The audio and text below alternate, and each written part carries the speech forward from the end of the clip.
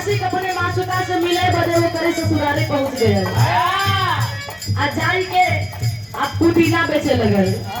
चलस के अरे प्यारे से निकला हो तनी सा दर्शन कइले जाके चिराग बगली में कैसे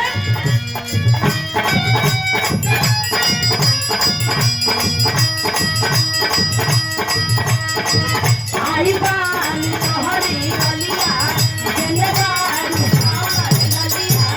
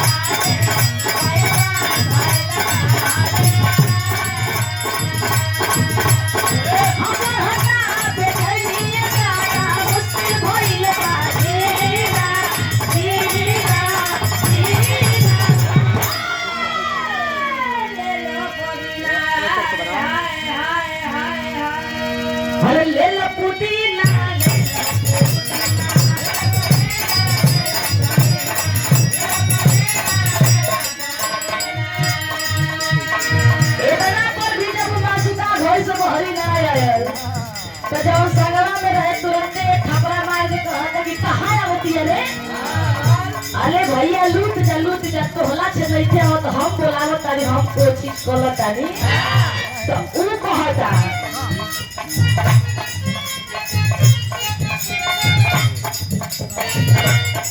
निकला जल्दी निकला हलवा